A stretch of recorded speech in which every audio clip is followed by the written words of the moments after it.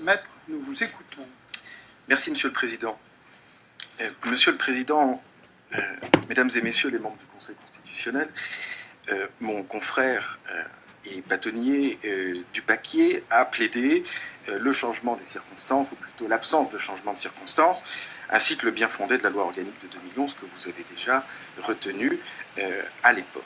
Vous devrez donc à l'évidence déclarer cette QPC irrecevable.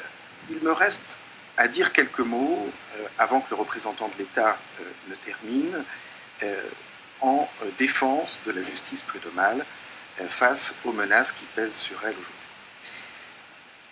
Vous le savez, la QPC que nous devons débattre aujourd'hui s'intéresse seulement au grand 2, 12e de l'article LO 132 du Code électoral.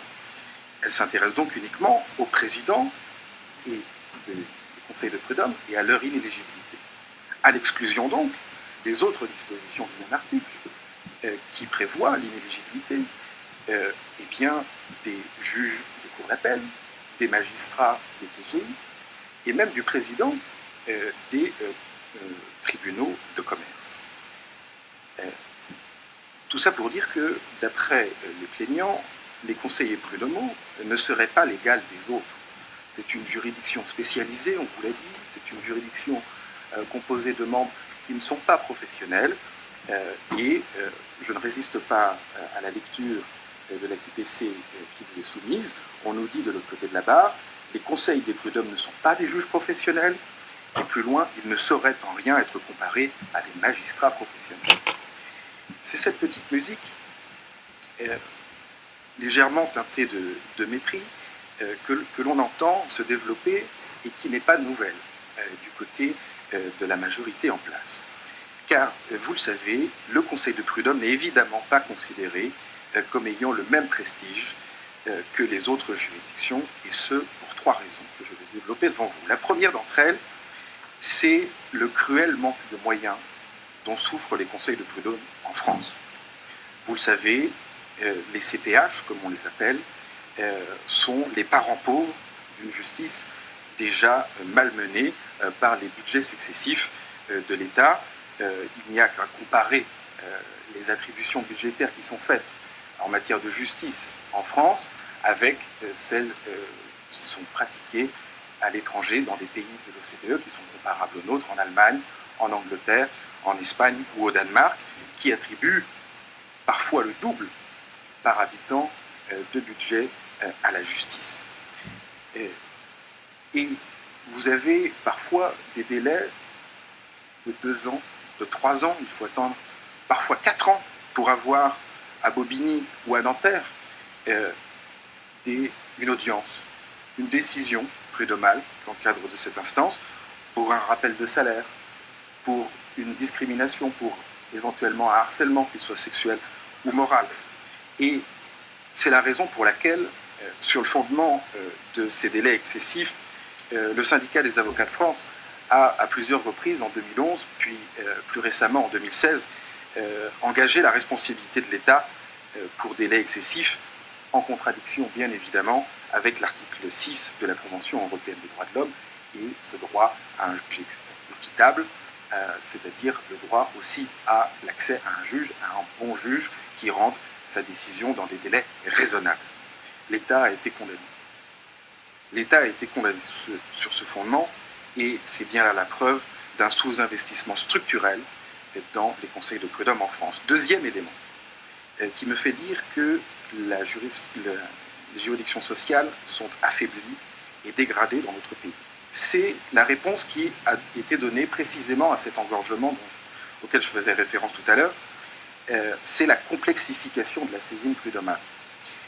Depuis une loi de 2015, que mon confrère Jorion a rappelé tout à l'heure, qui s'appelle la loi Macron, eh bien, on a complexifié la requête, on a rendu plus dure la saisine des conseils de prud'homme, en imposant que l'on propose au stade de la saisine des pièces, que l'on argumente de manière succincte certes, mais qu'on argumente quand même préalablement à la discussion au fond pour la saisine. Et de tout cela, les salariés ne peuvent pas le faire seuls, ils doivent avoir recours à un avocat, lorsqu'ils ont les moyens financiers de le faire.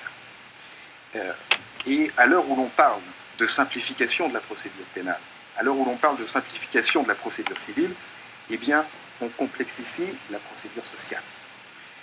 C'est la raison pour laquelle on observe statistiquement une baisse drastique du nombre de saisines depuis 2015, de moins 30 à moins 40% sur certains barreaux, dans certains conseils de prud'homme.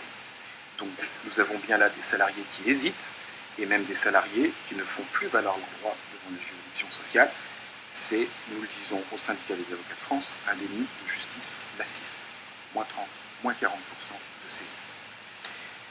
Le troisième élément qui me fait dire que les conseils de prud'homme sont une justice dévalorisée, c'est la réforme des ordonnances qui a eu lieu en septembre, comme vous le savez, et plus précisément le plafonnement des indemnités prud'homales.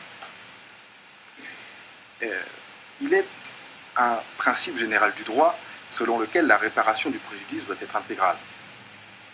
C'est vrai devant toutes les autres juridictions, qu'elles soient administratives, qu'elles soient commerciales, qu'elles soient civiles, qu'elles soient pénales, tout le préjudice, rien que le préjudice. Eh bien, ce serait faux désormais devant les juridictions sociales, depuis qu'une dizaine de personnes l'auraient décidé cet été au ministère du Travail, sans que la représentation nationale n'ait été en capacité de vérifier cette conformité avec les principes généraux du droit. Je ne doute pas qu'une QPC soit portée devant vous s'agissant de cette règle nouvelle. Alors cette petite musique qui tente de faire croire que la justice prud'homale serait une justice au rabais, cela fait plusieurs années que l'on entend, et on vient dire aujourd'hui que les présidents de conseil de prud'homme ne devraient plus être inéligibles comme leurs pairs des autres juridictions. Et si vous décidiez d'accueillir favorablement cette QPC, vous entérineriez cette idée que la justice sociale est de trop, qu'elle freine le développement économique, qu'elle s'en prend cyniquement aux employeurs, qu'elle condamne systématiquement. Tout cela est absolument faux, puisque, vous le savez peut-être, les conseils de prud'homme ne sont saisis que dans un cas sur 10 de licenciement abusif. Il faut un courage, une abnégation incroyable pour porter son affaire devant les conseils de prud'homme, pour les porter ensuite devant les cours d'appel, puisque 70% des décisions prud'homales sont frappées d'appel. Il faut aussi de l'argent, du temps, des connaissances, de l'énergie, et de tout cela, beaucoup de salariés n'en ont plus. C'est la raison pour laquelle, Monsieur le Président, Madame, Monsieur le Conseil constitutionnel... Maître, je souhaiterais que vous concluiez. Oui. Car nous avons bien compris c'est là que ma conclusion. Toute la force de l'argumentation concernait la QPC et, oui, bien sûr. Et le fait que les juges prud'homaux sont l'écho des autres juges. Voilà. C'était la justification et le fond de votre intervention. Eh bien, j'en conclus par là. Merci. Monsieur le Président, vous ne pourrez qu'écarter cette QPC et vous ne pourrez que considérer que la justice prud'homale est en souffrance et sa réhabilitation commence par votre décision aujourd'hui. Je vous remercie de votre attention.